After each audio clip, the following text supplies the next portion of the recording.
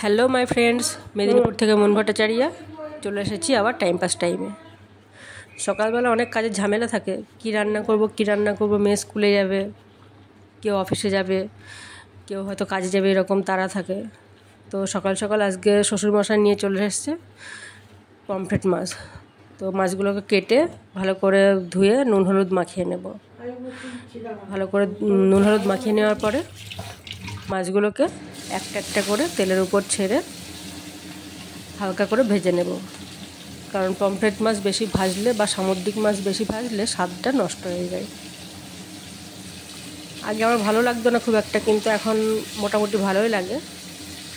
তো মাছের সাইজগুলোও খুব ভালো, দেখো মাছগুলো ভালো করে বলতে হালকা করে ভাজতে হবে আর কি, খুব বেশি ভাজলে স্বাদটা নষ্ট হয়ে যাবে। মাছগুলোকে ভালো করে ভেজে নিয়ে তারপরে মশলাটা আমি রেডি করে নেব। চলো দেখো, মাছগুলো ভাজা হয়ে গেছে কি সুন্দর। এরপর আমি একটা বাটিতে শুকনো লঙ্কা, পোস্ত, সর্ষে, একটু জিরে আর একটু নিয়ে নেব কাঁচা লঙ্কা, টমেটো। তারপরে বাটনাটাকে বেটে এই বাটনাটাকে একসঙ্গে আমি গুলে নেব একটু জল দিয়ে, যা কিছু মশলা সব কিছু একসঙ্গে গুলে নেব।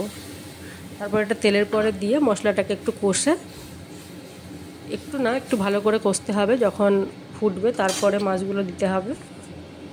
তো এখন মশলাটাকে কষে নিচ্ছি ভালো করে, যখনই ফুটতে লাগবে তখনই মাছ দিতে হবে। তার আগে মাছ দিলে কিন্তু স্বাদটা একটু নষ্ট হয়ে যায়। ঝোলটা এবার একটু ফুটে ফুটে আসছে মশলাটা, এবার আমি একটা একটা করে মাছগুলো দিয়ে দেব। দেখো আমি আস্তে আস্তে মাছগুলো দিয়ে দিচ্ছি।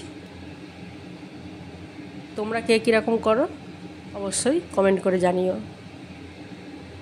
মাছগুলো দেওয়ার পরে ভালো করে কিন্তু ফুটিয়ে নিতে হবে, আর এতটা রস রাখলে হবে না, একটু মাখা মাখা করতে হবে, যেমন সর্ষে ইলিশ করে সেরকম টাইপের। মাছগুলোকে ভালো করে ঝোলে ডুবিয়ে দিতে হবে, না হলে কিন্তু ভিতরে মশলা যাবে না বা সিদ্ধ একটু নরম হবে না আর কি। দেখো কত সুন্দর লুকটা এসেছে। তোমরা কে কীরকম করো অবশ্যই কিন্তু আমাকে কমেন্ট করে জানিও।